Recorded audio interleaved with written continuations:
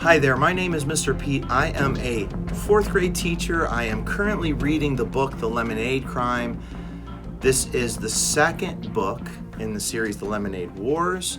I've also read the first book called The Lemonade Wars, which is also a part of my playlist. So if you haven't read that, please make sure that you read that one first because it does give a lot of insight into this book. I'm currently on chapter 15, so if you popped in on chapter 15, I have read all of the other chapters, so you can go back, make sure you buy the book, and follow along with me. We also have a lot of other discussions in our comments below, so please make sure that you add as many comments as you want to, subscribe, hit the bell, do all those things to help out my channel so that we can have this awesome discussion, not only with the students in my class, but if you're a teacher, the students in your class as well. I absolutely, positively love having those discussions so that we can kind of bridge our two classrooms from across wherever they are. All right, chapter 15, balance. Scott has just gotten really his butt kicked, both on the court and he's gotten his butt kicked physically because Evan was sort of ruthless. And we've seen him maybe in a way we haven't seen him before. Is it justified? I think Evan could have won that game without being physical. But he had a lot of emotion, and he played with it and just pummeled Scott, both on the court and physically. To my kids, make sure you have setting at the top, and here we go. Balance. And balance is an interesting word. Highlight that vocabulary word. Noun, a device used for weighing that has a pivoted horizontal beam from which hang two scales. In statues and paintings, the figure of justice is often shown holding a balance. So they're talking about one of those balances that you can see on the cover of the book. But balance can mean a lot of different things. Balance is being able to maybe balance your life between work and having fun. It can be balancing your emotions, like from getting too emotional about things to finding balance where you can still feel that emotion but use it to do positive. Obviously, Evan was struggling with that in the last chapter. Let's find out about balance. Jessie chapter. Grandma, can you talk for a minute? Jessie stuck a moshi pillow behind her head and cradled the phone to her ear. Sure, Jessie Bean, what's up? Jessie's grandmother lived 4 hours away, so Jessie called her on the phone a lot. So go ahead and highlight Grandma. We've sort of met her before, but this is the first time we're actually meeting her in the present. We know that Grandma from the past has done some forgetful things, and we've mentioned that in both books, where she has sent the same book a couple of times, or she has made comments more than once about the same thing. We've noted that, I think, in both books, and maybe now we're going to get to some resolution with that. Everything's awful, said Jessie, picking at a corner of her bedroom wallpaper that was peeling. Setting. She explained to her grandmother about the trial yesterday, so we know it's Saturday, and the basketball game, and Scott kicking the ball into the swamp. She told her how Evan had to hunt for the ball for half an hour before finally finding it, and how he told all his friends to just go home. He'd find it himself. Just go home. So they did. And how Evan and Jessie were left to look for the ball, and how Evan didn't talk the whole time they did. And today he's not even eating or anything, said Jessie. Did you know that it's Yom Kippur? Remember, in Yom Kippur, you don't eat that whole day starting on Friday night because you are finding atonement. And atonement means you're looking for forgiveness. So you can sort of now see Evan's like, so now he's not eating. Maybe it's connected. Yom Kippur, is that the one where the kids dress up? Asked Jessie's grandmother. No, that's Purim. Or Purim, I'm not sure. Grandma was always mixing up things like that. Things that sounded kind of the same but were different. During their last phone call, she was talking with Jessie about the sequoia trees in California, but she kept using the word sequester instead, which is ironic because sequester is a courtroom term that means to keep a jury separate from the news and stuff like that, so they can't watch the news and hear about a case maybe they're on the jury for. Yom Kippur is the day when the Jewish people ask for forgiveness and they don't eat. Is Evan Jewish now? Asked Grandma. No, but he's not eating. He says he's not hungry, said Jessie. Sometimes that happens to me, Grandma said. I practically forget to eat. But Evan's always hungry, said Jessie. Mom says he's a bottomless pit. Metaphor. He'll eat when he's ready, said Grandma. Let it go. Jessie hated when her grandmother said that. She was always telling Jessie to let it go and be the tree. Crazy yoga grandma. How could anyone be a tree? But I want to do something to help, said Jessie. Why don't you bake cookies, said Grandma. That'll get him to eat, right? I don't think so, said Jessie. Not this time. This was bigger than cookies. How could she explain to her grandmother how bad things were? Jessie had believed in the trial. She had thought the truth would come out in court, and with truth would come justice. But instead of truth in the courtroom, there had been lies, including hers. Instead of justice, there was a crime with no punishment, and now she and Evan were going to have to stand up in front of the entire fourth grade and say that they had been wrong, even though Jessie knew that wasn't true. Does she? It is a mess, though. It is a mess, and we still don't know who took the money. Grandma, it's so unfair, said Jessie. I know Scott Spencer took that money. I know he's lying, and now it feels like I did all this work just so he'd end up looking innocent. Some things are beyond your control, Jessie, said her grandmother.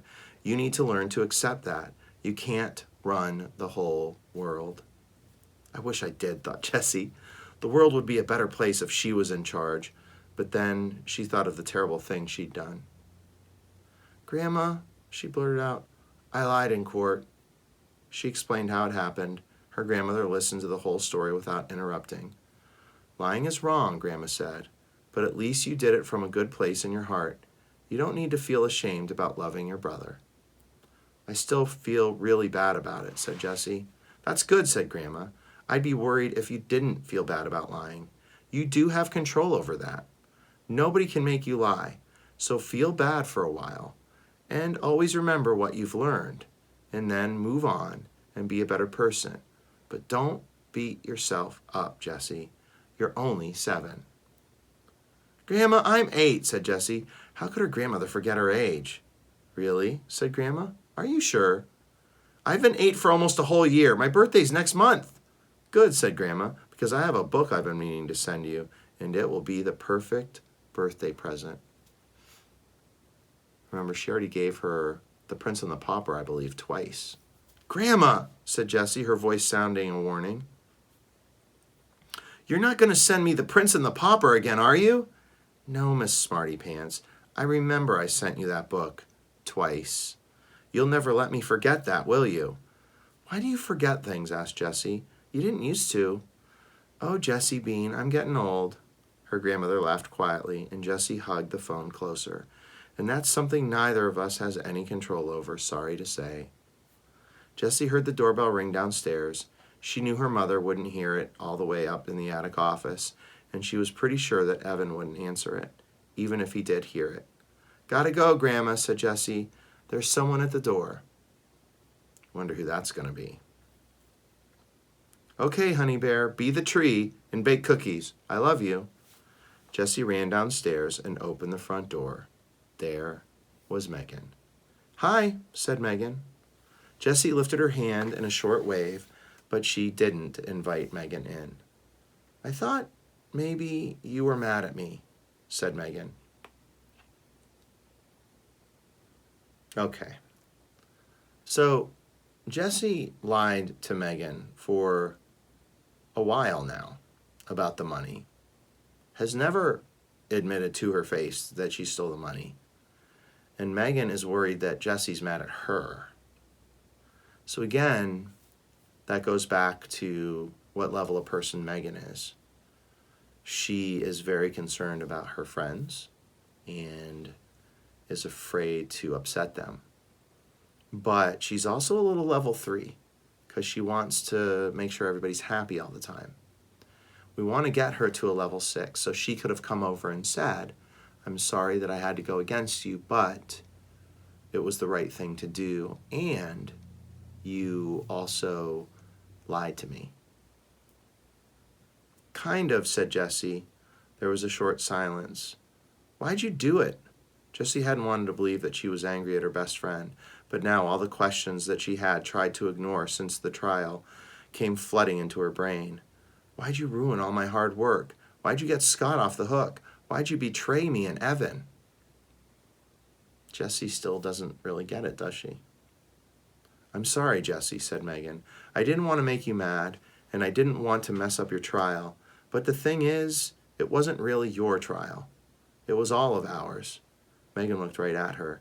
You did this great thing, Jessie. You gave us a real court, not some fake dress-up, pretend thing, a real one. But in a real court of law, everyone has the right to a lawyer. So somebody had to stand up for Scott. Otherwise, the trial would have been a great big fake. And she's right. Jessie didn't say anything, but she understood exactly what Megan was saying. Somewhere in the back of her brain, she'd known it all along. I wanted to win, she said finally, feeling all over again the pain of losing. But you're right. You did the right thing. If you go back to the trial, you remember, Jessie knew that something wasn't right. She wasn't feeling good about anything. This was it. The two girls stood there, both looking at their feet. Why was it so hard to talk about feelings? I'm not mad at you anymore, Jessie said, knowing that it was mostly true and that by tomorrow it would be completely true. How about, I'm sorry I lied to you? Ugh! Megan smiled. See you on Monday, Jess. She hopped down the front steps. Hey, Megan, called out Jessie. Do you think Scott took the money? Yep, I do, said Megan. She shrugged, and the look on her face seemed to say, that's life. Or as Mr. Pete would say, such is life. Jessie watched her friend walk down the street. It was a gorgeous end of summer, just starting to be fall day. The trees swayed in the breeze. The sky was the color of cornflowers. The sun felt good on her skin.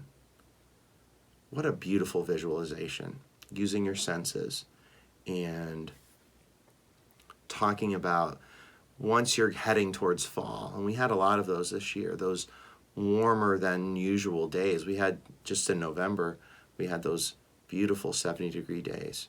And you get those once school starts. And those are those distant, you think back to summer because they're just such nice days. Jessie ran upstairs to her room and found the yoga book that her grandmother had given her the past Christmas. She flipped to page 48 and stared at the picture. Be the tree, Jessie murmured to herself. Slowly, she picked up her left foot and rested it on her right knee, finding and holding her balance for one blissful second. Okay, so a weird chapter in that Megan comes and apologizes. Jessie accepts her apology, but never really apologizes for lying. Megan's okay with it, though, because she's just sort of above it all, and they're off to the rest of their weekend. Not even a mention of Scott other than Megan believes Scott did it. Not even a mention of Evan, even though we know what happened now because she was talking to Grandma at the end when he had to get all the equipment and find the ball. But what is Evan up to now, aside from not eating?